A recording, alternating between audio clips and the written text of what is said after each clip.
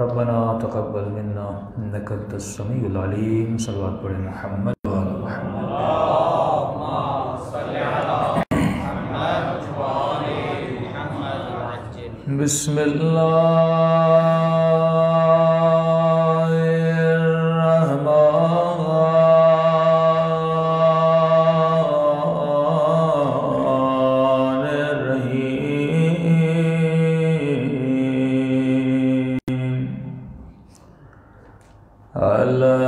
अल्हम्दुलिल्लाहि रब्बिल आलमीन।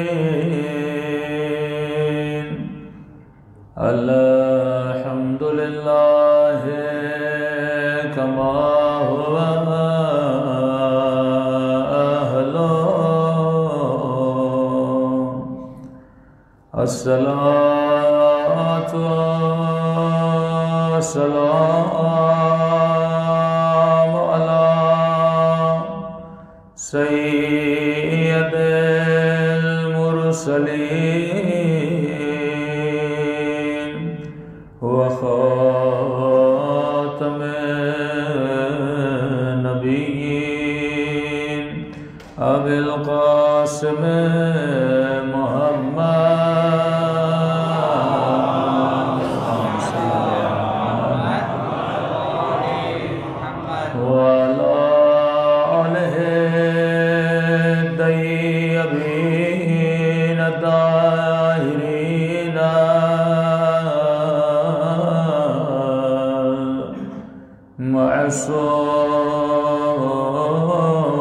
मासूमीन। सब मिल के दुआ सरकार इमाम ज़माना।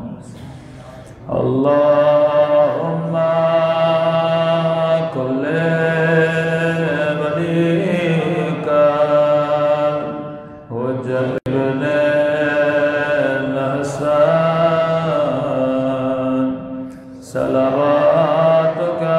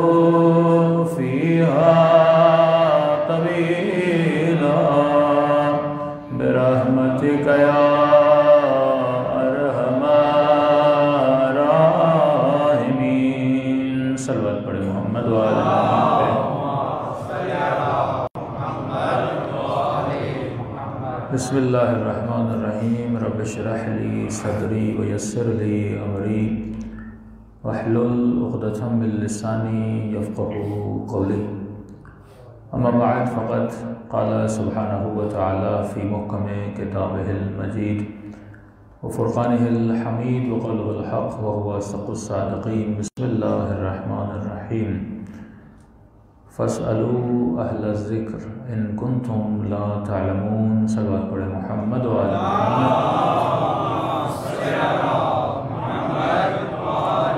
मुहम्मद। दुआ है परवरदिगार आलम, इन अय्याम में हम सब की इबादतों को अपनी बारगाह में कबूल फरमा दे और जिस मकसद ज़िंदगी और हयात की वजह से इन मजालिस में आते हैं उन मकासद में भी हम सबको कामयाबियाँ अता फरमा दे। इंसान की फितरत में खुदा ने कमाल रखा और इंसान कमाल पसंद है, कमाल से चाहत रखने वाला है, कमाल से मोहब्बत रखने वाला है। मजलिस में आपका आना बता रहा है कि आप कमाल की तलाश में हैं। अली के दर पे आपका आना बताता है कि आप कमाल की तलाश में है, और हदफ़ खिलक़त भी यही था कि इंसान कमाल तक पहुँचे, क्योंकि अगर कमाल तक पहुँचेगा तो खुदा का हदफ़ भी पूरा हो जाएगा। वैसे तो आवाज़ दी कुल्लु नफ्सिन ज़ाइक़तुल मौत, हर नफ्स को मौत का ज़ायक़ा चखना है। इस मौत का होना भी ज़रूरी था, क्योंकि उस कमाल तक जाने के लिए मौत का आना ज़रूरी है। ये मादा, ये मटीरियल दुनिया उस कमाल तक हमें पहुंचाने में रुकावट है। तो इंसान को जहाज़ का सफ़र शायद अच्छा लगे, लेकिन एक वक्त आता है उस जहाज़ से भी उतरना पड़ता है। अगर तुझे आगे बढ़ना है तो अपनी सवारी को बदलना होगा। हाँ, इस जिस्म में भी हमने कमाल रखा, लेकिन ये तुझे कमाल लिक़ाउल्लाह तक नहीं ले जा सकता। ये जिस्म इस दुनिया के लिए बना है, लेकिन तू इस दुनिया के लिए नहीं बना। तुझे मकाम कमाल चाहिए। अब तू कमाल को समझने की कोशिश कर कि कमाल है क्या, बाकमाल है कौन, और तुझे बाकमाल बनने के लिए करना क्या है। कुरान ने बहुत आसान सा मशवरा दिया इंसान को कि इंसान इस मशवरे पे अमल कर, तेरी दुनिया तेरी आखिरत संवर जाएगी। वो मशवरा ये था कि फ़स्अलू अहल ज़िक्र इन कुंतुम ला तालमून, जिस चीज़ का इल्म नहीं है उससे पूछो जिसे उस चीज़ का इल्म है, क्योंकि ये इल्म है जो तेरे वजूद में कमाल को पैदा करता है। ये इल्म है जो तुझे बाकमाल बनाता है। जिन्होंने मजालिस सुनी, मैंने मजालिस में कहा था, जो यहाँ पर खमसा पढ़ा था, कि इंसान कहलाया किस चीज़ की वजह से। जब तारीफ़ इंसान आती है तो कहा जाता है इंसानो हैवानुन नातिक़, इंसान एक ऐसा हैवान है जिसको खुदा ने कुदरत नुत्क़ दी, जिसको खुदा ने बोलने की ताकत दी। यानी तू भी हैवान है, वो भी हैवान है, बड़ी सिमिलरिटी है तुझ में और उसमें। तू भी खाता है, वो भी खाता है, तू भी पीता है, वो भी पीता है, तू भी चलता है, वो भी चलता है, तू भी सोता है, वो भी सोता है, तू भी लज्जत आए जिस्मानी से माला माल है, वो भी लज्जत आए जिस्मानी से माला माल है। फ़र्क इतना है, तू बोलता है, वो बोलता नहीं है। तू बोलने वाला हैवान है, वो गूंगा हैवान है। अरब फ़ख्र करते थे ना कि हम अरब हैं या अजम है। अजमी यानी गूंगा। कभी नबी ने तअस्सुब अरबियत और अजमियत को ख़त्म करके बिलाल को अपने पहलू में बिठा दिया। कहा अजम क्या होता है और अरब क्या होता है, कमाल किसके अंदर है कि मुझे बिलाल का शीन भी उसके सीन से अच्छा लगता है। अजमियत में यार नहीं है, तू इंसान है किस चीज़ की वजह से। ये पहली सीढ़ी इंसानियत है कि इंसान वो कहलाया जिसे बोलने की ताकत थी। लेकिन सिर्फ बोलना कमाल नहीं था, क्योंकि ये बोल जो तेरी ज़बान से निकलते हैं इनमें आवाज़ होती है, लेकिन हर आवाज़ काबिल तारीफ़ नहीं है, क्योंकि आवाज़ तो कुत्ता भी निकालता है, आवाज़ तो घोड़ा भी निकालता है, आवाज़ तो गधा भी निकालता है। लेकिन खुदा ने कहा इन्न अनकरल अस्वात, सबसे बुरी आवाज़ गधे की आवाज़ है।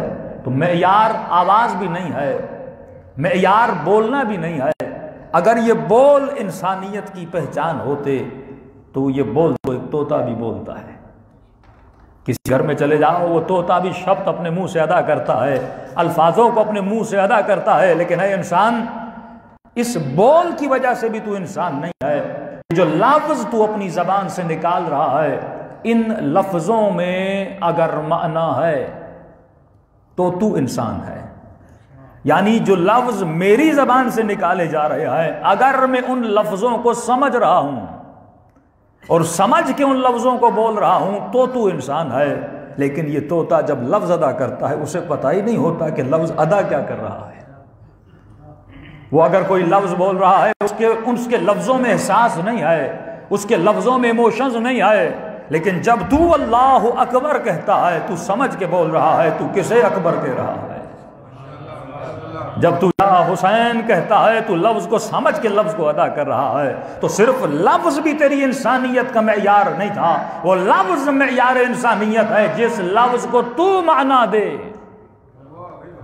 और जो माना दे रहा है समझ के दे कि लफ्जों को माना क्या दे रहा है। अब ये लफ्ज तेरी कीमत अपने तराजू में बताएंगे कि तेरी कीमत क्या है। अगर लफ्ज अच्छे हैं तो तेरी कीमत बड़ी है, अगर लफ्ज बुरे हैं तो तेरी कीमत छोटी है। अगर तू मिंबरे कूफा पर अली की तरह बैठ के मुनाजात इलाही कर रहा है तो तेरा खरीदार खुदा है। वो भी लफ्ज थे ना, उन लफ्जों की भी माना थी। या तू अगर मिंबर आए शाम पर बैठ कर और अली को बुरा भला के रहा है, वो भी तो लफ्ज थे ना। तो अब सवाल यह है, इन लफ्जों को माना कौन दे रहा है? अगर तू अपने अदा करदा लफ्जों को अच्छी माना दे रहा है तो खुदा उन लफ्जों के मेयार के मुताबिक तुझे जजा देगा। अगर तू उन लफ्जों को बुरी माना दे रहा है तो खुदा उन लफ्जों के मेयार पर तुझे सजा देगा। लेकिन सवाल यह है, लफ्जों को माना देनी है, और ये लफ्जों को माना कौन देता है? इंसान लफ्ज को माना तब मिलता है जब तेरे अंदर इल्म हो। लेकिन खाली इल्म भी मेयार नहीं था, क्योंकि हदीस है, फरमान मासूम है कि इल्म बजाते खुद मेयार नहीं है। तू अपने इल्म के जरिए लफ्जों को माना तो दे रहा है, लेकिन सवाल यह है, जिस इल्म के जरिए तू लफ्जों को माना दे रहा है, ये इल्म जिस ज़र्फ में डाला जा रहा है, जिसे अक्ल कहा जाता है, ज़र्फ अक्ल में तेरा इल्म जा रहा है। और इंसान मासूम फरमाते हैं, अगर इल्म कमीने को दिया जाए उसकी कमीनगी बढ़ जाती है, और इल्म अगर शरीफ को दिया जाए उसकी शराफत बढ़ी जाती है। तो पहले तुझे अक्ल के ज़र्फ को इतना बढ़ाना है कि जिसमें इल्म आ रहा है। अगर अक्ल का ज़र्फ सलमान हो तो मिन्ना अहलल बैत बन जाता है। तो मैं यार ये नहीं था कि उसने नबी से इल्म लिया, मैं यार ये था जिन ज़ुरूफ में इल्म जा रहा था वो ज़र्फ ऐसा था। हाँ? तो अब लफ्ज़ अदा हुए, लफ्ज़ों को माना मिली, इन लफ्ज़ों को माना दे रहा है अक्ल। और जिस तरह जिस्म की ग़ज़ा है, इसी तरह तेरे अक्ल की ग़ज़ा है, और अक्ल की ग़ज़ा इल्म है। अब तुझे देखना यह है, तू इल्म ले कहाँ से रहा है। बहुत बड़ा हसास सब्जेक्ट है, अगर मुसलमान इसी को समझ जाए तो हिदायत पा जाए। ये इल्म है जो तेरे अक्ल को ग़ज़ा देता है। अब दो तरह के उलूम हैं, एक इल्म इल्म इक्तसाबी है, एक इल्म इल्म लदुन्नी है। अब अगर मैंने इल्म उससे लिया जिसका इल्म था तजरुबी, जो बार बार टेस्ट करता है और उसके बाद एक रिजल्ट देता है, तो उसके इल्म में ख़ता है। अगर उसके इल्म में ख़ता होगी, मैं ख़ता वाला इल्म लूँगा तो मेरी अक्ल में भी ख़ता पैदा होगी। तो फिर वो लफ्ज़ जो मेरी ज़बान से निकलेंगे वो भी लफ्ज़ ख़ताओं से भरे हुए लफ्ज़ होंगे। जो अमल मेरे वजूद से निकलेगा वो अमल भी ख़ताओं से भरा हुआ अमल होगा। अब एक इल्म है इक्तिसाबी, जिस इल्म में ख़ता का इम्कान है, जो दुनिया के उलूम हैं। मसलन आपको कहा जाता है कि पेनाडोल खाइए, आपके सर का दर्द ख़त्म हो जाएगा, और 20 साल के बाद कहा जाता है कि नहीं, इस गोली में तो नुकसान है, ये कैंसर देती है। मिसाल दे रहा हूँ। पता चला दुनिया जितना इल्म दे रही है वो तजुर्बे के बाद एक नतीजे पे पहुँचती है कि मैंने 20 साल जिस इंसान को ये चीज़ खिलाई थी, मुझे तो आज पता चला इसका नुकसान है।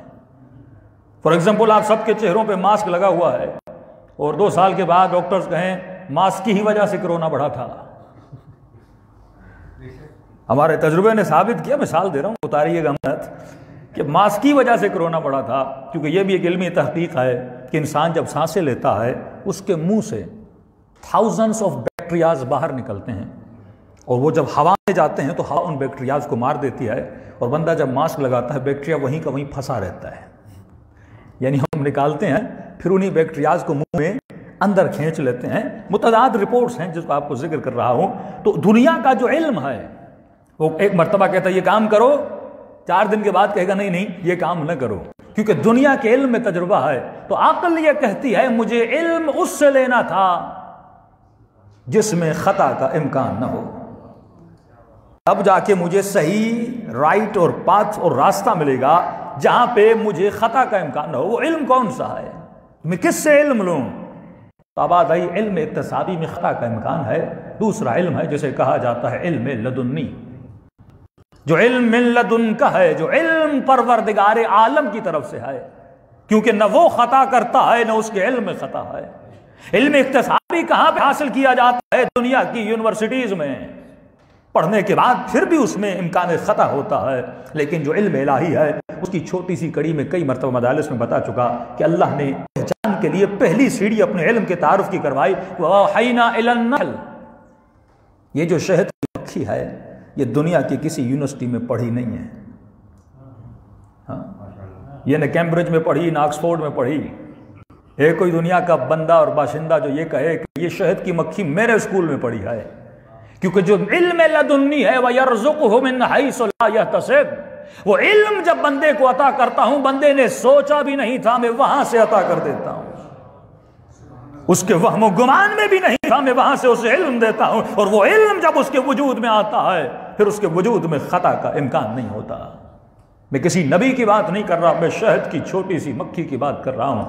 अल्लाह कहता है इसे मैंने इल्म दिया, इसे मैंने अपनी तरफ से इल्म दिया। इसका इल्म इक्तसाबी नहीं था, ये किसी स्कूल में नहीं पढ़ी थी, ये छोटी सी शहद की मक्खी है, लेकिन मैंने इसके वजूद पे वही की। अब इंसान चला जा, तू मक्खियों को देख ले जो शहद की मक्खियां शहद बनाती हैं, वो चाहे पाकिस्तान की हो, ऑस्ट्रेलिया की हो या अफ्रीका की हो। जब शहद की मक्खी छत्ता बनाती है उसके छत्ते में जरा बराबर साइज का फर्क नहीं होता।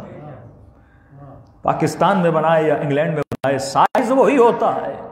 यहां वाली भी वैसा बनाएगी, वहां वाली भी वैसा बनाएगी। शहद की मक्खी के बनाने में जर्रा बराबर फर्क नहीं है। क्यों? वो बनाकर बता रही है कि मुझे सिखाने वाला एक है,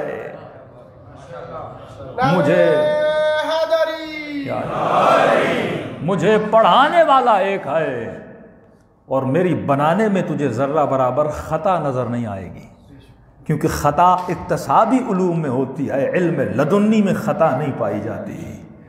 तो अब ये भी फर्क नहीं है कि हजारों बनाने वालियां हैं चाहे करोड़ों बनाने वालियां हों, क्योंकि सिखाया खुदा ने है तो इनका अमल और इनका एक्ट भी बिल्कुल एक जैसा होता है।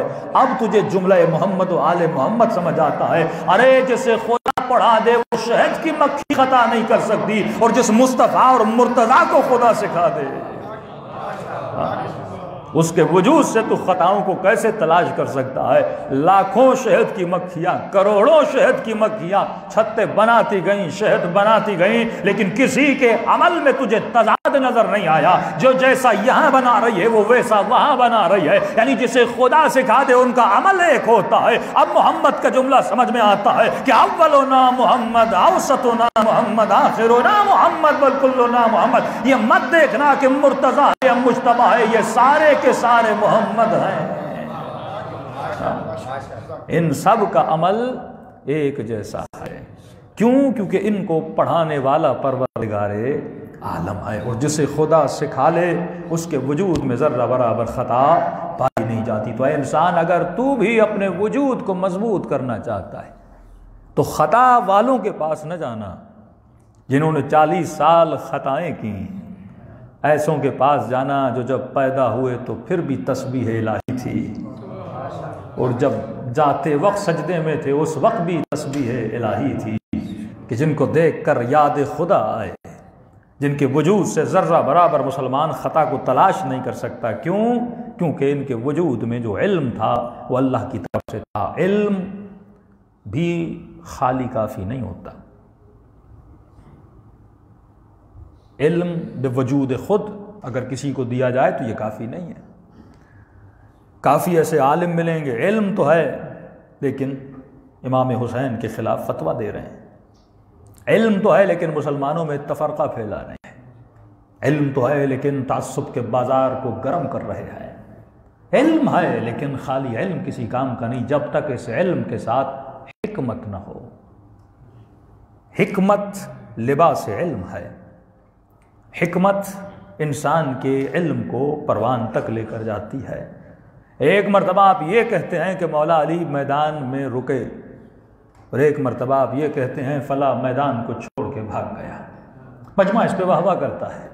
ये इल्म है, ये खाली इल्म आपको फ़ायदा नहीं देगा। ये बिल्कुल ऐसे है कि एक बंदा रोड से गुजर रहा है, रास्ते में एक गाड़ी को देखा जिसका एक्सीडेंट हुआ है। कई लोग हैं जो इस वाक़े को देख के गुजर जाते हैं। इस वाक़े से कुछ सीखते नहीं हैं। कुरान की आवाज़ आती है वअतबिरू या उलिल अलबाब, आए साहिबान अक्ल व हिकमत, क्या करो, इब्रत लो। जो इंसान जिंदगी से इब्रत न ले उसका इल्म किसी काम का नहीं है। अगर रास्ते में गाड़ी का एक्सीडेंट हुआ है, इस एक्सीडेंट से तूने क्या सीखा, इसकी हिकमत से तूने क्या समझा? कोई ऐसी चीज सीख कि अगली बार तेरा एक्सीडेंट ना होना है। एक बंदा सिर्फ फज़ाइल अहल बैत पढ़ के उस रह गुजर की तरह जो गुजर जाता है, ये गुजर जाता है।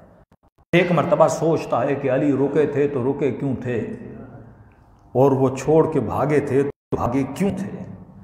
जब ये क्यों को तलाश कर लेता है तो इसे फिर क्यों का जवाब मिलता है कि जो रुका था उसके दिल में मोहम्मद की मोहब्बत थी, जो भागा था उसके दिल में माल की मोहब्बत थी।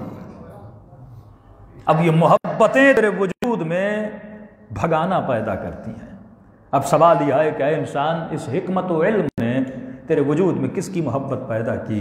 क्योंकि हम में से किसी मौला अली को देखा तो नहीं, अल्लाह को देखा तो नहीं है, हमने अहल बैत को उलूम के ज़रिए से पहचाना है। मौला की नहजुल बलागा से पहचाना, सहीफ़े सज्जादिया से पहचाना, वाक़े करबला से पहचाना। तो इंसान ये वक़ाए बताते हैं कि अहल बैत कैसे थे। अब तुमने अहल बैत को पहचान लिया, लेकिन तुमने अहल बैत से सीखा क्या? कि मेरे छठे इमाम जाफ़र सादिक़ अलैहिस्सलातु वस्सलाम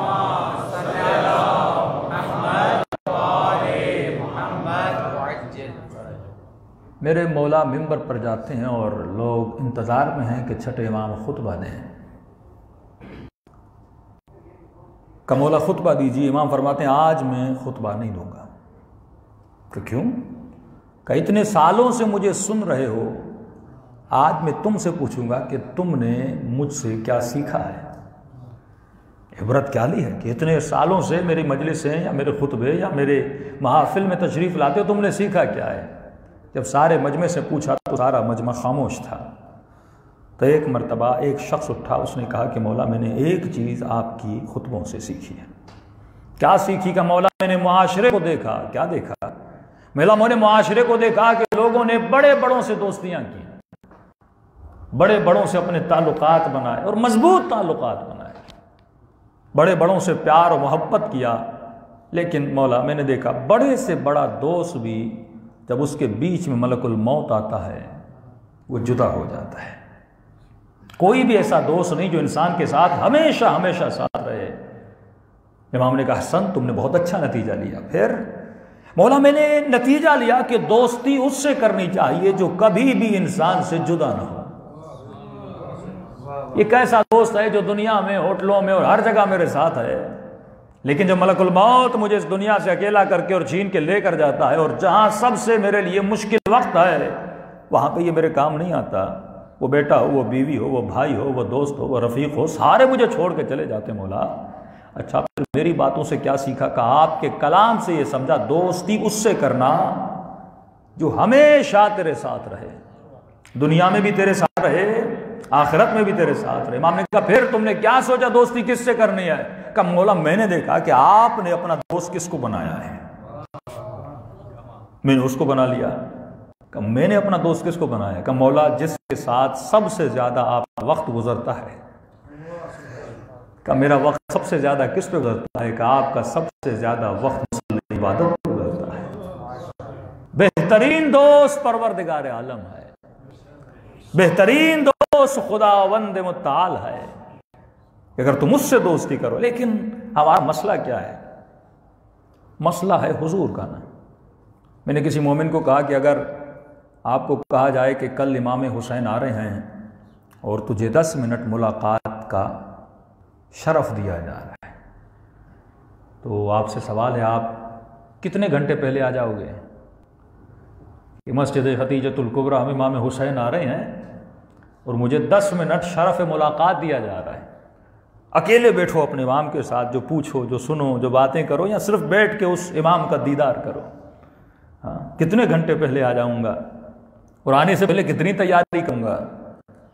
हाँ, नहाऊंगा, सफ़ेद कपड़े पहनूंगा, इत्र लगाऊंगा, कंप्लीट जिस तरह एक मेहमान का इस्तकबाल किया जाता है ऐसे चला। क्यों? क्योंकि मेरे दिल में हुसैन का तस्वुर बड़ा वाज़ेह है, बड़ा खुला हुआ है इमाम हुसैन का तस्वुर। अब इंसान को समझ आता है कि जब अहले बैत मुसल्ले इबादत पे जाते थे उनकी यही कैफियत होती थी। इमाम हसन जाते थे, चेहरे का रंग दर्द हो जाता था, बड़ा एहतमाम करके मुसल्ले इबादत पे बैठते थे। क्यों? क्योंकि अहले बैत ने इबादत को एक्सरसाइज नहीं समझा था। उनके लिए इबादत मुलाकात परवरदिगार आलम का नाम था। वो ये सोचते थे कि हम किससे मिलने जा रहे हैं? परवरदिगार आलम से मिलने जा रहे हैं। बिल्कुल ऐसे जैसे आपको कहा जाए कि इमाम हुसैन आपसे मिलने आ रहे हैं।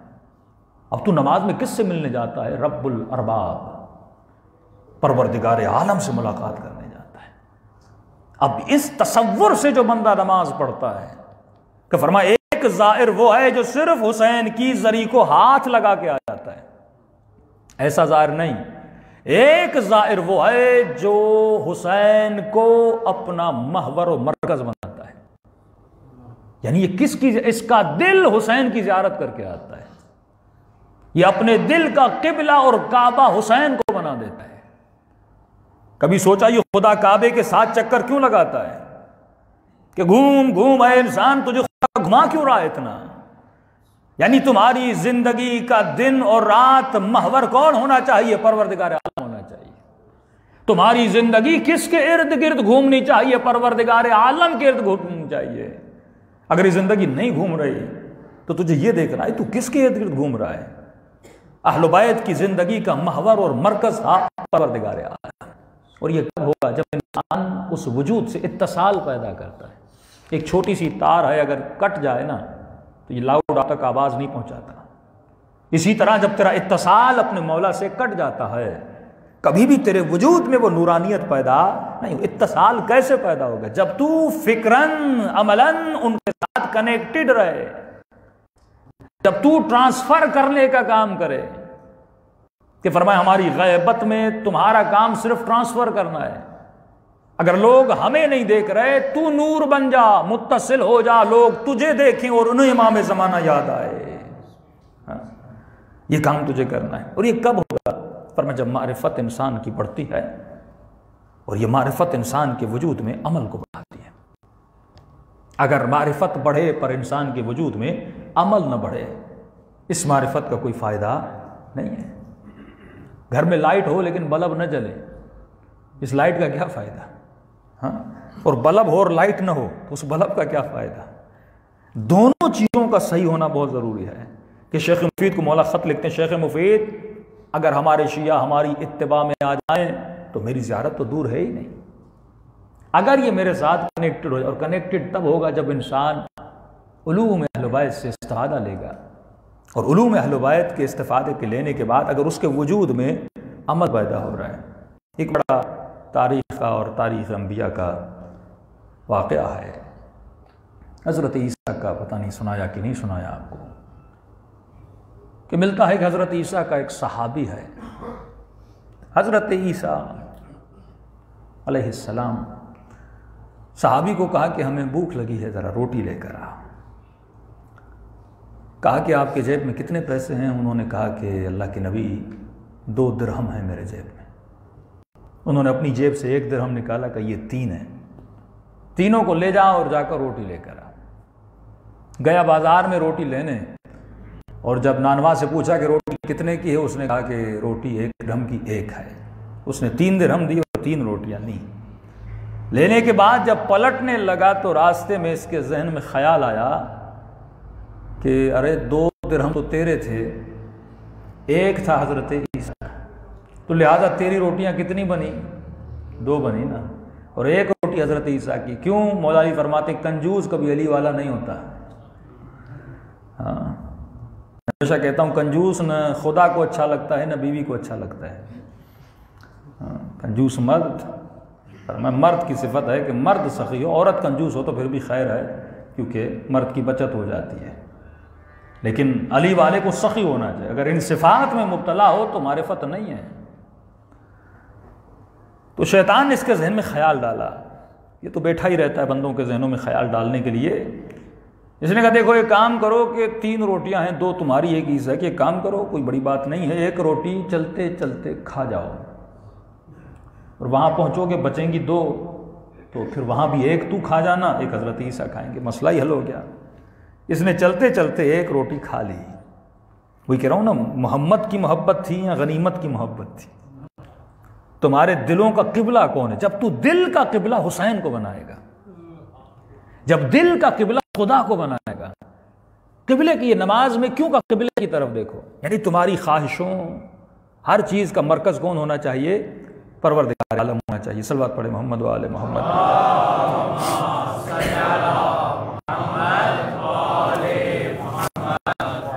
जब किबला और जिहत मुशख्खस हो जाए, या वजीहन इंदल्लाह, क्या मतलब है? वो चेहरा जो खुदा के नजदीक अजीज है, इज्जतदार है। ऐ खुदा हमें भी ऐसा बना कि हम तेरी दरगाह में इज्जतदार बन जाएं। हाँ? इनके चेहरों से हमारे चेहरों को इज्जत मिलती है, इनके वजूद से हमें दरगाह इलाही में इज्जत मिलती है, क्योंकि इन्होंने अपनी जिंदगी का किबला खुदा को बनाया ना। इसमें शिर्क की कोई बात नहीं है कि मसलन एक बंदा गुजर रहा है मस्जिद खतीजतुल कुबरा को, दूर से देखे एक मजदूर गुजरा, उसने कहा इस मस्जिद को मैंने बनाया। अब ज़ाहिर मजदूर है, उसने ईंटें शीटें लगाई होंगी, सही भी कह रहा है मैंने बनाया। फिर उस इंजीनियर गुजरा, उसने कहा मैंने बनाया है, उसने यकीनन डिज़ाइन किया होगा, उसने ही बनाया है। फिर एक डोनर गुजरा, उसने कहा मैंने बनाया है। सब सही कह रहे हैं क्योंकि सबका उसमें हिस्सा है, इसमें कोई शिर्क की निगाह नहीं है। तो अगर हर किसी का किबला अगर तुझे खुदा की तरफ ले जा रहा है, अगर मैं हुसैन के पीछे जा रहा हूं और ये रास्ता जन्नत तक ही जा रहा है, तो इसमें कोई शिर्क की गुंजाइश नहीं है। इसका किबला दुरुस्त नहीं था अल्लाह के नबी के साथ, लेकिन इसके दिल का किबला माल दुनिया की तरफ था। एक रोटी खा ली, जब हजरत ईसा के पास पहुंचा तो अल्लाह के नबी ने कहा कितनी रोटियां मिली? इसने कहा अल्लाह के नबी 2 रोटियां मिली। कब बैठो खाते हैं, सुफरा बिछाया और इन्होंने रोटियां खाई। खाने के बाद सफ़र पे निकले और एक दरिया पर पहुंचे। न कश्ती थी न वसीला कि जिसके ज़रिए से दरिया को पार करते। तो ये डर के रुक गया। हज़रत ईसा ने कहा डरे क्यों हो, मेरे पीछे पीछे आओ। तो अल्लाह के नबी ने पानी पे चलना शुरू किया। इसने कहा अल्लाह के नबी डर लग रहा है, कहा मेरे कदमों पे कदम रखता आ, ये पानी तुझे नहीं डुबोएगा। तो आए माशरे की दलदल और परेशानियों में परेशान इंसान, अगर बचना चाहते हो तो अली के कदमों को फॉलो करो। तो ये माशरे की दलदल कभी भी तुझे डुबोएगी नहीं। अगर सलमान बनना चाहते हो तो पैरवी करो कुदूम अली की।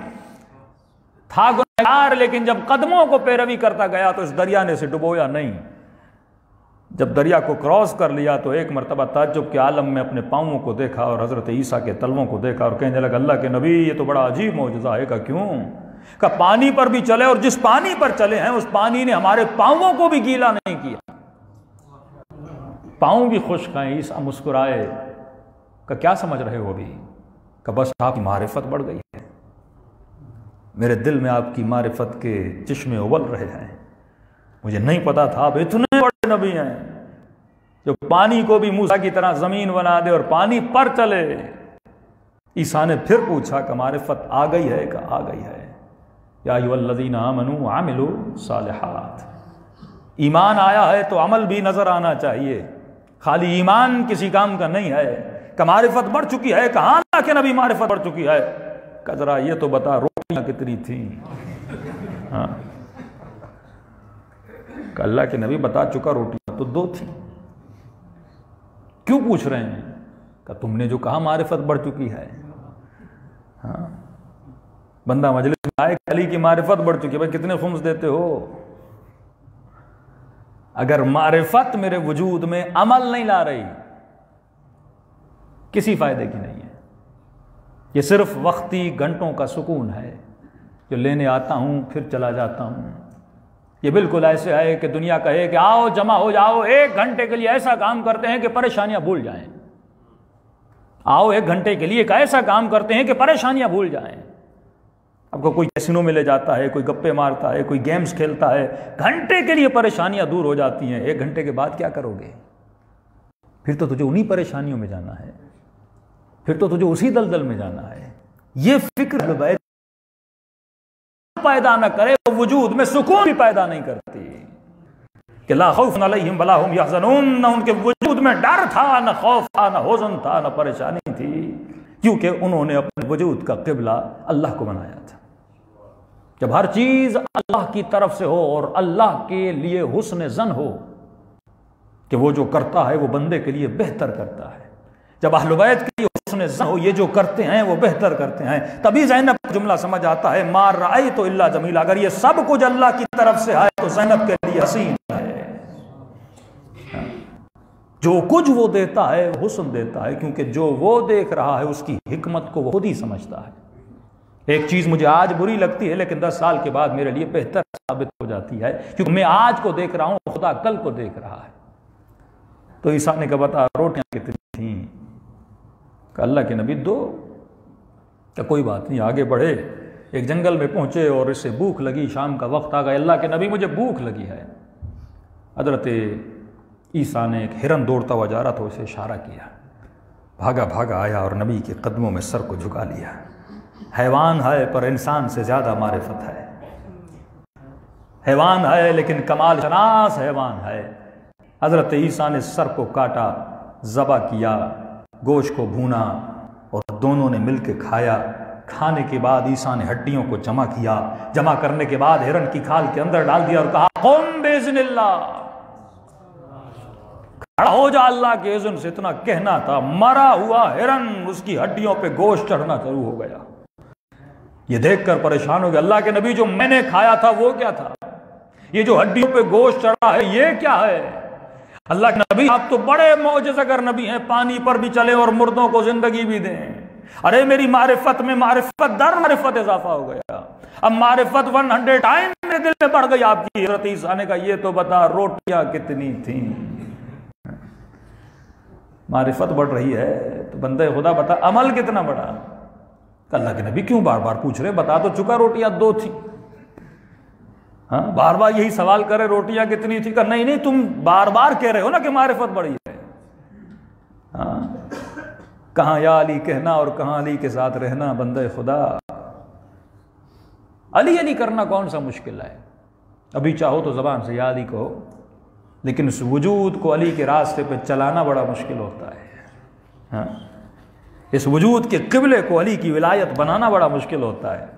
क्या बता रोटियां कितनी थी? अल्लाह के नबी रोटियां 2 थी। क्यों बार बार पूछ रहे हैं? शक कर रहे हैं मुझ पे? शक क्यों करेंगे? उनको तो यकीन था। चलो कोई बात नहीं, फिर आगे बढ़े। बढ़ने के बाद एक पहाड़ी आई और पहाड़ी पे चढ़ने लगे, बिल्कुल ऊपर तक गए और एक जगह पे जाकर बैठ गए। बैठने के बाद एक मरतबा अल्लाह के नबी ने कहा जरा यहां पर आराम करो, फिर सफर को आगे बढ़ाएंगे। इतने में इसकी निगाह 3 मोटी ईंटों पर पड़ी। तीनों ईंटें सोने की थी। इसने कहा अल्लाह के नबी फिर एक मौजज़ा हो गया। का क्या हुआ? का आप पानी पर चले, आपने मुर्दे को जिंदा किया, अब तो आपके सदक़े में अल्लाह ने इतना सोना दिया है। तीनों ईंटें सोने की, अब तो बस में करोड़पति बन गया ना, अब तो मैं अमीर बन गया। अल्लाह के नबी सोने की ईंटें हैं। ईसा ने कहा दिखाओ। उसने कहा अल्लाह के नबी ये ईंटें पड़ी हुई हैं, आपके सदक़े में अल्लाह ने ईंटें अता की हैं। ईसा ने कहा जरा थोड़ी देर ठहर जा। कहा ईंटें कितनी हैं? कहा 3। कहा रोटियां कितनी थी? कहा रोटियां थी 2। एक रोटी तेरी थी, एक रोटी मेरी थी, तो एक ईंट तेरी, एक ईंट मेरी। अब तीसरी जिसने खाई है वो खुद आगे लेकर जाएगा। ये सुनना था। जो मोहब्बत दिल में थी उसने इसे सच बुलवाना शुरू किया। अगर ईसा की मोहब्बत सच बुलवाती तो जन्नती बनता। सोने की मोहब्बत ने इसे सच बुलवाना शुरू किया कि अल्लाह के नबी रोटियां 3 थी। 3 थी? हाँ, एक रोटी मैंने रास्ते में काली थी, आपने 1 दिरहम दिया था, मेरे 2 थे, तो 2 रोटियां मेरी बनी, 1 रोटी आपकी बनी, 2 ईंटें मेरी हैं, 1 ईंट आपकी है। इतना कहना था, अभी ये खुदा के चेहरे पे जलाल आया कि मेरी वाली ईंट भी ले ले, लेकिन आज के बाद मेरी दरबार से बाहर निकल के चला जा। क्योंकि जो माल परस्त है वो नबी का सहाबी नहीं बन सकता। जो सोने की खातिर तो सच बोले लेकिन अल्लाह के नबी की खातिर सच न बोले, उसे हमारी दरबार में जगह नहीं है। तो इंसान ये सोचा करो कि तुम्हारे दिलों का किबला क्या है। 2 महीना याम अज़ा, कल आखिरी दिन है, ख़त्म हो जाएंगे। इन 2 महीनों में मैंने हुसैन का जिक्र सुना। 2 महीने इतनी एजुकेशन और इतना लिटरेचर और इतना मवाद आपने शायद किसी कौम लेती हो 2 महीनों में, जो शिया कौम लेती है मौला हुसैन के सदक़े में। तो मैंने इन 2 महीनों में सीखा क्या इन 2 महीनों में मेरी ज़िंदगी का क़िबला बदला, मेरा एंगल बदला, मेरी हरकतें बदली, मेरे घर का सिस्टम बदला, मेरा अदब, मेरा अखलाक, मेरी बीवी के साथ झगड़े, मेरे बेटे के साथ इख्तलाफात, कुछ बना के नहीं बना। अगर मैं 2 महीनों में खुद को नहीं बदल सकता तो मैं खुद को यह नहीं कह सकता कि मैं हुसैनी हूं, क्योंकि हुसैन ने चंद दिन में हुर को बदल दिया था। जो खुद को 7 दिन में बदल दे वो हुर है।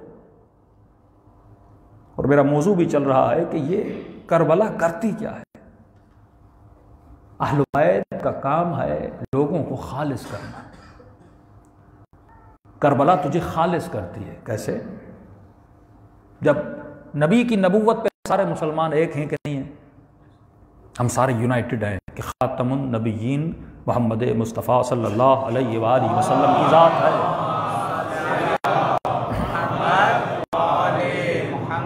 अब यहाँ पे हम सब यकमुश्त हो रहे हैं, लेकिन जैसे रसूल के बाद अली की विलायत का ऐलान होता है, छांटी होना शुरू हो जाती है। ये अली वाला है, ये नहीं है, ये अली वाला है, ये नहीं है। मौला हुसैन, इमाम का काम क्या है? इमाम का काम है लोगों को खालिस करना। जिस तरह आग का ईंधन सोने को खालिस करता है ना, इसी तरह विलायत अहले बैत लोगों को खालिस बनाती है। इमाम हुसैन जब तक मदीने में थे हजारों खत आए, और जब तक खत थे तो सारे दावत देने वाले थे। जैसे जैसे हुसैन मदीने से करबला करीब होते गए छाटी होती गई कि कौन हुसैन का है और कौन हुसैन का नहीं है। हुसैन भी और आगे बढ़े ताकि दुनिया देखे कि खालिस कौन होता है, दुनिया देखे कि हुसैनी कौन होता है। जितना बंदा हुसैन उनके करीब होते गए पता चलता गया छाटी होती गई। और कितने बचे? 72 बचे। ये थे करबलाई जिनको हुसैन ने 10 दिनों में खालिस कर दिया था।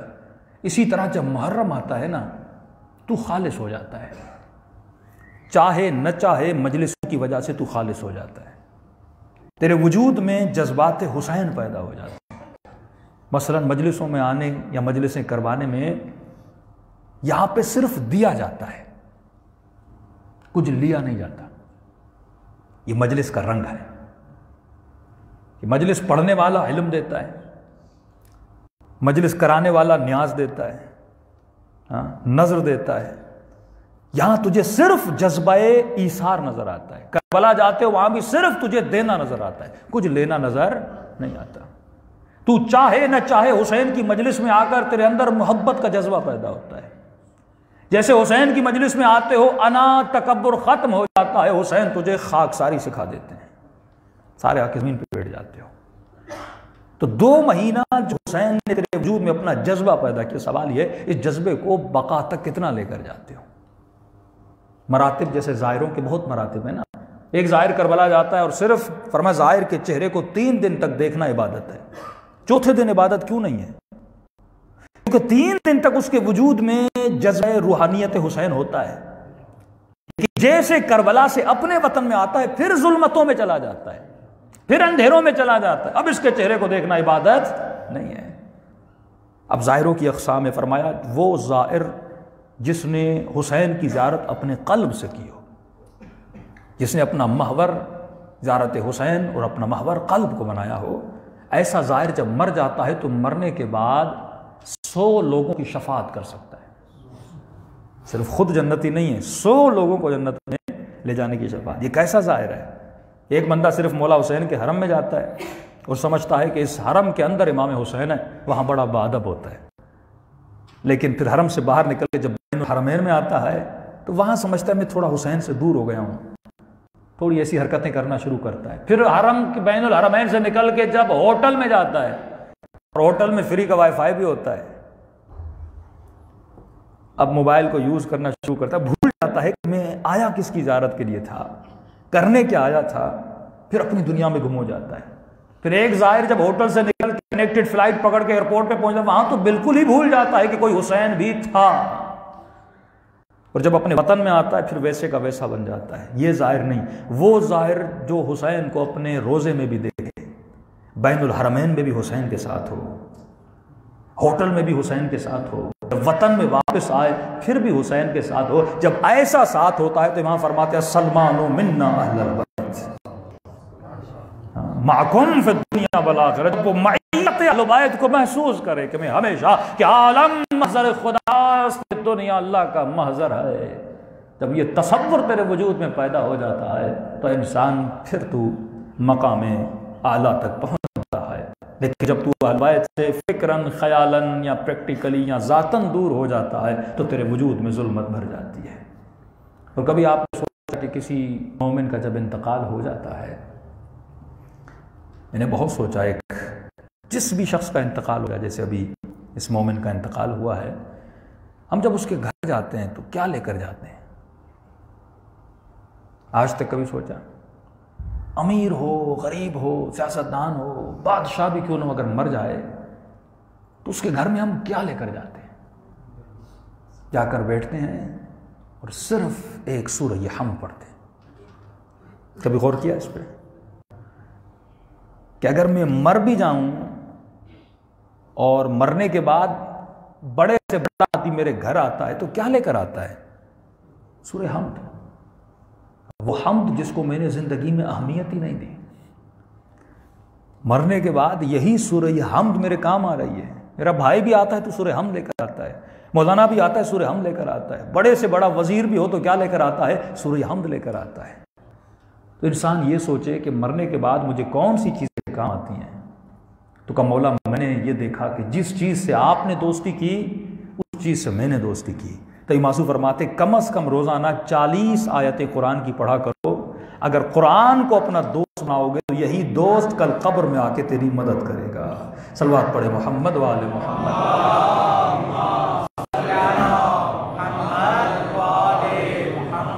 वाजिल फ़र्क़। तो इज़ान मोहतरम, जितना कनेक्टेड रहेंगे वो लोग तारीख़ में गुमराह नहीं हुए जिन्होंने ख़ुद को मुतमस्सिक रखा अहले बैत के दर से। 11वें इमाम इमाम हसन अस्करी अलैहिस्सलातु वस्सलाम,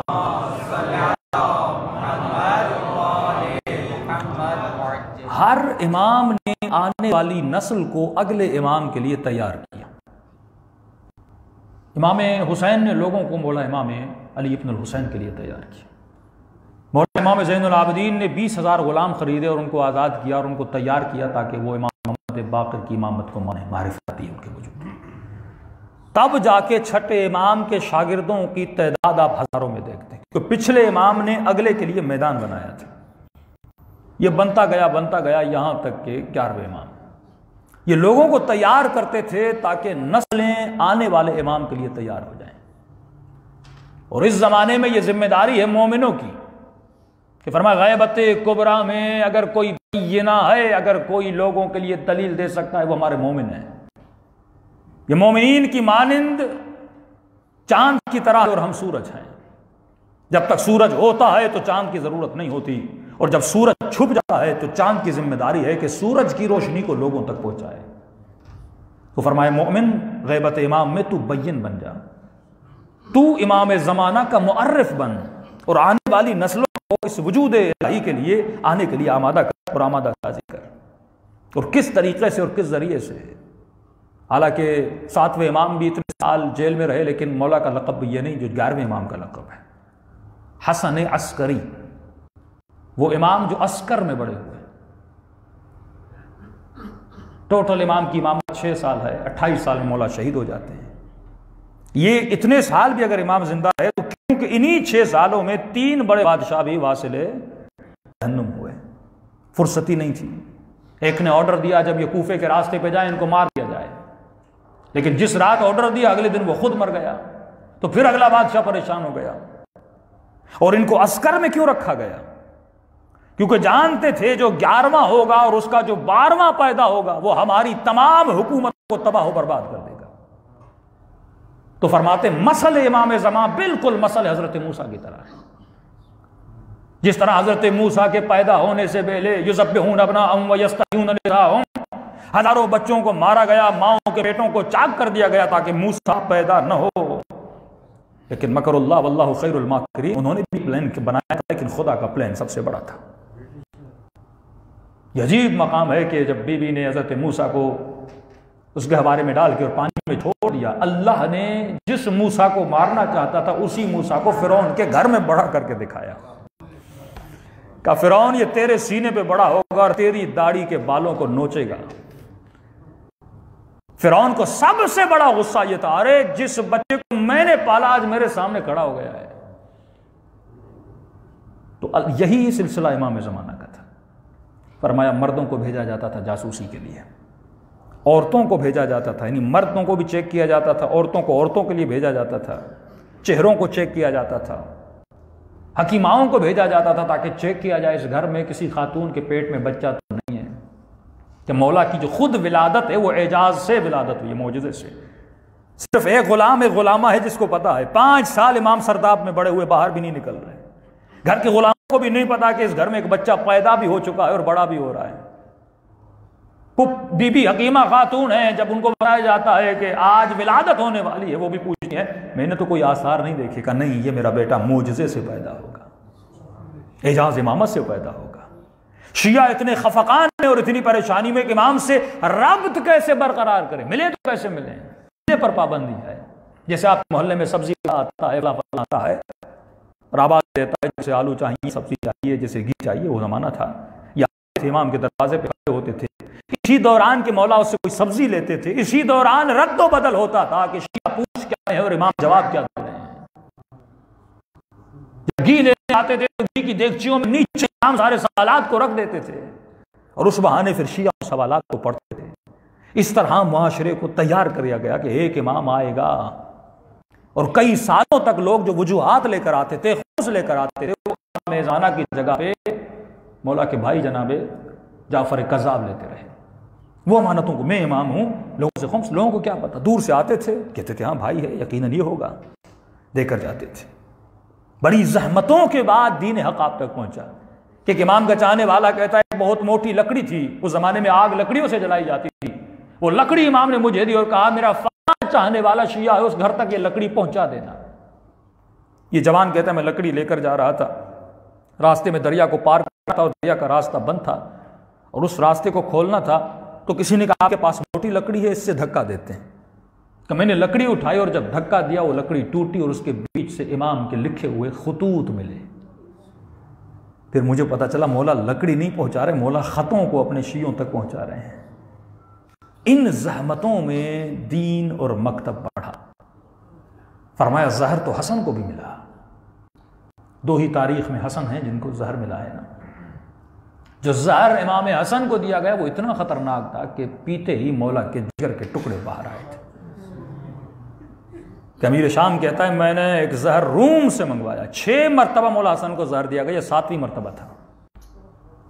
मैंने रूम से एक जहर मंगवाया है जिसको अगर दरिया में डाला जाए तो दरिया की सारी मछलियां मर जाएं, इतना सख्त जहर है। बाहर वालों ने दिया लेकिन हसन पे इतना असर नहीं हुआ। अब घर के अंदर वालों को ढूंढा। दुश्मन बड़ी बारीक बीनी से अहल बैत को देखता था। एक मरतबा बाहर वालों को दुश्मन बनाता है। फिर 2 इमाम ऐसे हैं जिनको बीवियों ने मारा है, इमाम जवाद और इमाम हसन। इमाम जवाद की इमामत भी बहुत थोड़ी है। फिर इस इमाम को बचपन से अपने घर में जालिम बड़ा करता है। वही सोच जैसे मूसा को फिरौन ने बड़ा किया, ये सोच के कि ये बच्चा बड़ा होगा तो मुझसे क्यों लड़ेगा क्योंकि मैं बड़ा कर रहा हूं। इसी सोच से इमाम जवाद को अपने घर में बड़ा किया, अपने उस्ताद इमाम पे रखे कि अगर इसकी मेंटलिटी मेरी हो गई है, मेरी सोच पे चलेगा, बड़ा होके मेरी रविश पे चलेगा, फिर हम तो कहेंगे अहल बैत तो हमारे साथ है ना। अब उनको क्या पता है, इनका इल्म इक्तसाबी नहीं है, लदुन्नी है। फरमाया 4 इमाम जुमा और जमात बदले गए। जो शहर का मुफ्ती इमाम जमात था उसको उस्ताद रखा इमाम जवाद पर। वो तफसीर कुरान पढ़ने लगा तो इमाम जवाद उसकी तफसीर से गलतियां निकालने लगे। कहा जो तू पढ़ा रहा है वो गलत पढ़ा रहा है, जो तफसीर कर रहा है। उसने कहा बच्चे मुझे सिखाओगे कहां, मैं तुझे बताता हूं। जब उसने तफसीर इमाम ने बयान करना शुरू कर दी, ये 2 दिन में मौला का शिया बन गया। उसको जुमे से हटा दिया, फिर दूसरा भेजा, वो शिया बना, फिर तीसरा भेजा, वो शिया बना, फिर चौथा भेजा, वो शिया बन गया। इसने कहा अगर मैं इस तरह मुफ्तियों को भेजता रहा तो ये सारे मुफ्तियों को शिया बना देगा। इन हालात में अहले बैत ने तबलीग की। पूरी जिंदगी, एक इमाम तो है ना जिसकी जिंदगी 7 साल 8 साल, पूरी जिंदगी जिस इमाम की जिंदान में गुजरे, ये घर नहीं था, ये जिंदान था।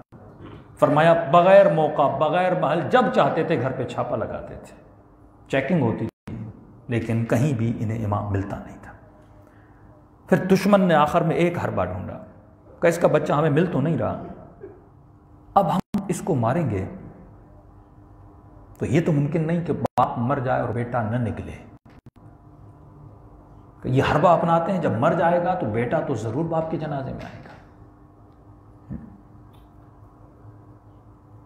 वही काम जो इमाम हुसैन के साथ हुआ था ना, जब मौला को शहीद करने लगे तो इमाम सज्जाद खेमे से बाहर कैसे, किसी बेटे की गैरत कैसे गवारा करे कि बाबा को मारा जाए और बेटा बैठा रहे। कि सैयदुस साजिदीन खेमे से बाहर निकले, लेकिन इमाम हुसैन ने इशारा किया सज्जाद तू खेमे के अंदर बैठ जा। यही हाल इमाम ज़माना का भी था कि चचा उसकी जगह पे बैठ गए हैं, लेकिन बिन आखिर फिर भी इमाम ज़माना आए और नमाज पढ़ा के चले गए। हदफ ये था कि इमाम को शहीद कर दिया जाए ताकि इमाम ज़माना को बाहर निकाला जाएगा। पहले बाप को मारे, बेटा जब बाहर निकलेगा फिर उसे ढूंढ दिया जाएगा और फिर उसे कत्ल कर दिया जाएगा। लेकिन यह वादा इलाही था कि हुज्जत खुदा को बाकी रखा जाए और हर ज़माने में यह हुज्जत बाकी रहे ताकि उसके चाहने वाले उस इमाम से फैज़ लेते रहें। कि वो मेरे इमाम फरमाते हैं आयतुल्लाह शिराज़ी, जिन्होंने तंबाकू का फतवा दिया था, हर बंदे के देखने का एंगल अलग होता है। मुसीबत अहल बैत को देखने का एंगल हर किसी का अलग होता है। फॉर एग्जाम्पल, एक आदमी चलते चलते गिर जाए, एक आदमी उसको देख के हंसता है, उसका गिरना, उसकी चोट लगना उसके लिए मुसीबत है कि नहीं है, उससे जख्म हुआ है, लेकिन एक आदमी उसकी मुसीबत पे हंसता है, दूसरा आदमी उसकी मुसीबत पे गमज़दा होता है, तीसरा आदमी गमज़दा भी होता है और उसे अपने साथ लेकर हॉस्पिटल तक भी जाता है। मुख्तलिफ कैफियतें। इसी तरह हर बंदा जब हुसैन और अहले बैत की मुसीबत को देता है उसकी कैफियत अलग होती है। एक वो है जो बनु उमय्या की तरह बैत मुसीबतों को देखकर हंस रहे थे, मेरे माका के होंठों पे छड़ी मारकर हंस रहे थे। कुछ ऐसे थे ना जो देख कर रो रहे थे लेकिन कर कुछ नहीं रहे थे। शायात वबायात असरजत तनक़बत, सब पे अहले बैत ने लानत की है ना। कुछ वो जो मुसीबत को देख के हंसे, कुछ वो जो मुसीबत को देख कर रो रहे थे। कुछ ऐसे बूढ़े थे जो करबला की ऊंचाइयों पे बैठे हुए थे और दूर से हुसैन को देख रहे थे, रो भी रहे थे और कह रहे थे खुदा इसकी मदद करना, खुदा या नबी का नवासा है, इसे मरने नहीं देना। रो रहे थे लेकिन मौत के खौफ की वजह से हुसैन की मदद के लिए नहीं आ रहे थे। कुछ वो हैं जो मुसीबत को देखते हैं और नुसरत के लिए आते हैं। इन पर अहले बैत ने सलाम किया है। तो अहले बैत की मुसीबत को देखने का एंगल हर किसी का अलग है। कुछ तो वो हैं जो अहले बैत के मसाइब को बर्दाश्त भी नहीं करते। कभी कभी फरमाया कि इतने मसाइब भी न पढ़ो कि तेरे दिल में कसावत पैदा हो जाए। क्यों कहा कि करबला में 3 दिन से ज्यादा रहना मकरूह है, क्योंकि ज्यादा रहोगे कहीं कसी न हो जाओ और हुसैन की तलब खामोश न हो जाए। ये तड़प हमेशा अपने वजूद के अंदर पैदा करके रखो कि हुसैन की ज़ियारत हो। ये तशनगी।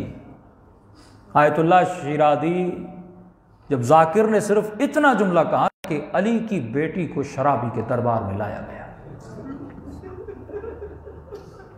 आगे बढ़ना चाहता था, आगा शिराज़ी ने कहा जाकिर रुक जा, तू आगे कैसे बढ़ सकता है, मुझे इस मुसीबत पे रोने तो दे। क्या ये मेरी बेटी या तेरी बहन या मेरी माँ थी जिसे दरबार में, ये अली की बेटी ज़ैनब है। और किसके दरबार में ले जाया जा रहा है? शराबी की दरबार में। दुमुद्दमन, इमाम ज़माने क्या फरमाते हैं, मेरे जद हुसैन आप पर वो आंसू रो जिन आंसुओं से खून निकलता है। इमाम हुसैन, इमाम ज़माना के देखने का जो अंदाज वो अलग है, हम हमारी तरह नहीं है। हम मुख्तलिफ सोसाइटी में जाके मसाइब पढ़ते हैं, कुछ मोमिन कुछ बर्दाश्त नहीं कर पाते। जब हम पारा चनार या मुख्तलिफ इलाकों में जाते हैं वो मुसीबतें बर्दाश्त ही नहीं कर पाते लोग, क्योंकि हर किसी के देखने का ज़ाविया अलग है। जब एक आम सा मोमिन बर्दाश्त नहीं कर पाता, इमाम ज़माना कैसे बर्दाश्त करते होंगे? कि उलमा ये कहें कि 40 साल सैयद सज्जाद खून रोए, लेकिन उरफा कहते हैं कि नहीं, सज्जाद ज्यादा नहीं रोए, बहुत रोए तो 40 साल रोए। फरमाया सबसे ज्यादा जो इमाम रोया है वो इमाम ज़माना है। 1000 साल गुजर गए, आज तक रो रहे हैं। उस इमाम को तसल्ली दिया करो। एक मशवरा दे रहा हूं, कोई अमल ज्यादा कर भी ना सको ना, थोड़ा ही किया करो, थोड़ा ही किया करो। नमाज तहज्जुद पूरी नहीं पढ़ सकते ना, एक वित्र ही पढ़ लिया करो। खड़े होकर पढ़ नहीं सकते ना, बैठ के पढ़ लिया करो। बैठ के नहीं पढ़ सकते ना, चलते चलते पढ़ लिया करो। मुस्तहब नमाज है। क्यों? क्योंकि कल क़यामत में अगर ये सवाल हो ना, कौन है नमाज शब पढ़ने वाले, कम से कम तू आगे तो बढ़े। रजब के महीनों में एक ही रोजा रखा करो, जब सवाल हो ना ऐन रजबियून, कहां है रजबियून, कम से कम तू आगे तो बढ़े। वो और बात खुलूस था कि नहीं, लेकिन उस सफ में तो आ जाए। तो फरमाया कम से कम एक आंसू भी हुसैन पे बहा लिया कि अगर पूछा जाए कौन थे हुसैन पे रोने वाले, कम से कम तुम्हारा नाम उनकी सफ़ों में शामिल तो हो जाए। कौन थे अपने इमाम ज़माना के साथ दर्द दिल करने वाले। मजलूम कायनात अगर आज कोई है तो इमाम ज़माना है। दिलों को करबला ले जाएं और सलाम करें अपने आका हुसैन को। अस्सलाम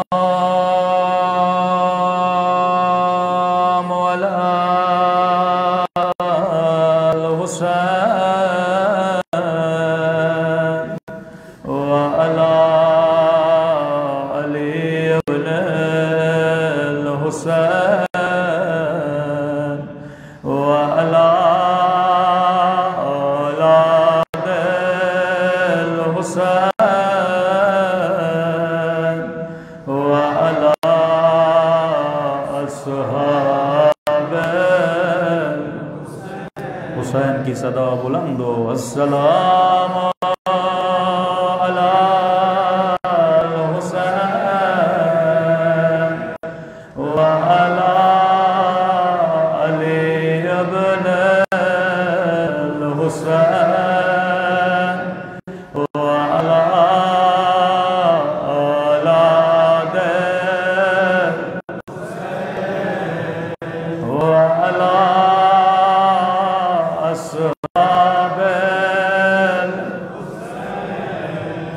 मेरा सलाम हो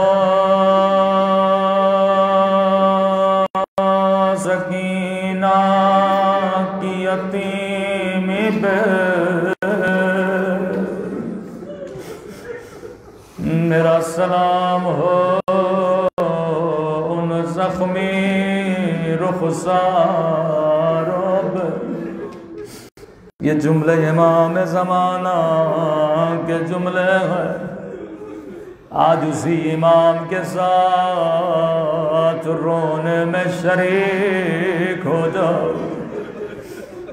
मसान व सबाहा, ऐ दादा हुसैन में सुबह शाम आप खून रोता हूँ।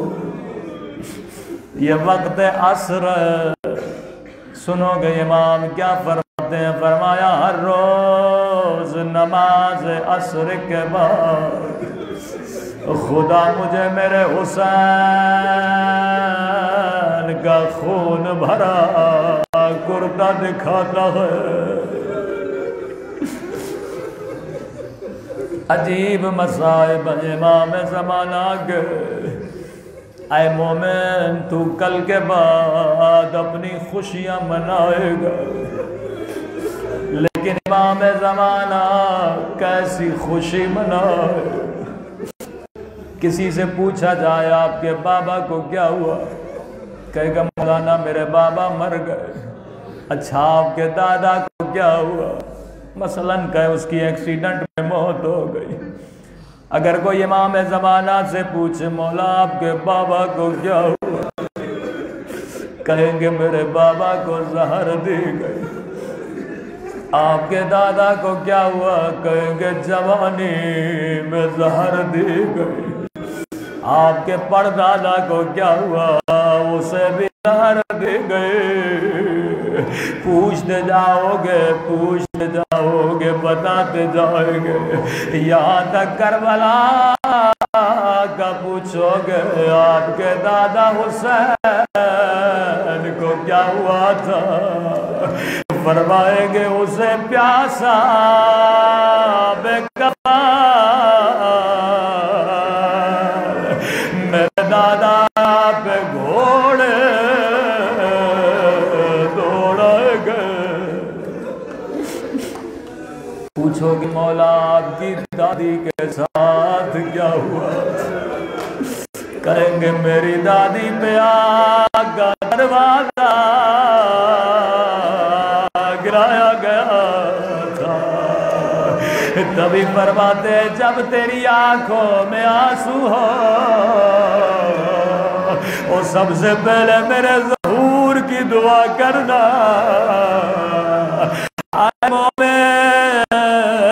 तू सुन के बर्दाश्त नहीं करता, लेकिन मैंने अपनी आंखों से देखा जालिम ने मेरी सकीना को तमाचे मारे। ओ मेरी बुफियों की चादरें छीने। इमाम ज़माना एक जुमला आपकी खिदमत में कहना चाहूँगा। मौला ये मोमिन आपको आपके बाबा का पुरसा देने आए। मौला आप भी यतीम हुए, आपकी उम्र भी 5 बरस थी। मौला करबला में सकीना भी यतीम हुई, लेकिन मौला जब आप यतीम हुए किसी ने आपको तमाचे नहीं मारे,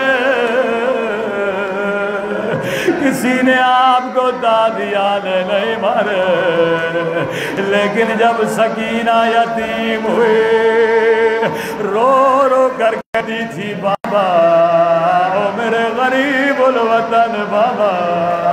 बाबा तूने कहा यतीमों को प्यार किया जाता है, ओ बाबा शिमर ने मुझे तमाचे मारे। ओ बाबा कूफियों के हाथ बड़े भारी है।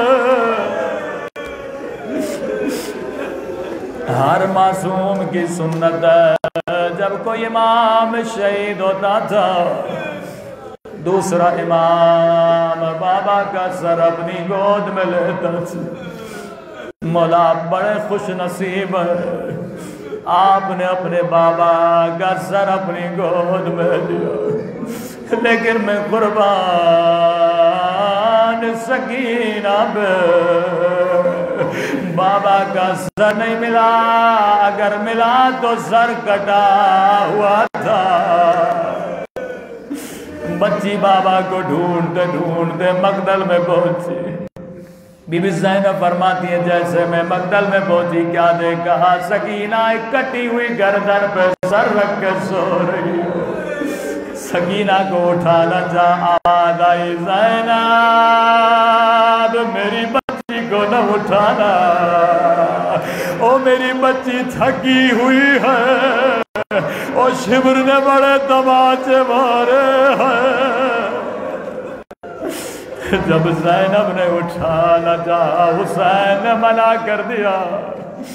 सकीना की आंखें खुली। पहला सवाल भी ज़ैनब ने किया, सकीना बदन तो सर से पहचाना जाता है, तेरे बाबा का सर मौजूद नहीं है। सकीना तूने बाबा को कैसे पहचाना? रोकर कहने लगी पुप्पी अम्मा मैंने बाबा को बड़ा तलाश किया लेकिन कहीं बाबा पहचानने में नहीं आए, क्योंकि सर मौजूद नहीं था, लिबास मौजूद नहीं था, बदन तीरों से भरा था। ओ पुप्पी अम्मा मैं ढूंढ ढूंढ के थक गई। एक मर्तबा कटी हुई गर्दन से आवाज आई इलैया इलैया, ओ मेरी थकी हुई बच्ची मेरे करीब आ।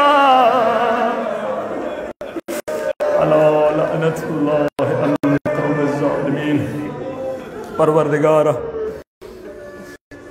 सकीना और इमाम ज़माना की यतीमी का वास्ता हमारे मौला और आका इमाम का ज़हूर फरमा, हम सबको इमाम के आवाम व अंसार में शरीक फरमा, हम सब सगीर कबीरा गुनाह माफ़ फरमा। जिन मरहूम का नाम लिया गया परवरदिगारा हमारे तमाम मरहूमीन को और बिलखस सैयद तसव्वुर हुसैन रिज़वी साहब के दर्जात को बुलंद फरमा। इनके कब्र बरज़ख के सफ़र को आसान फरमा। जवार रवायत में जगह नसीब फरमा। हम सबको भी और हमारे मौत के सफ़र को भी आसान फरमाना। परवरदिगार हम सबको आक़िबत बखैरी नसीब फरमा। जो मांगा नहीं मांगा अपने ख़ज़ाने तरफ से हम सबको अता फरमा। जो मुमिनीन बीमार खुदा को शफ़ाए कामिला और नसीब फरमा। रब्बना तक़ब्बल मिन्ना इन्नका अंतस समीउल अलीम।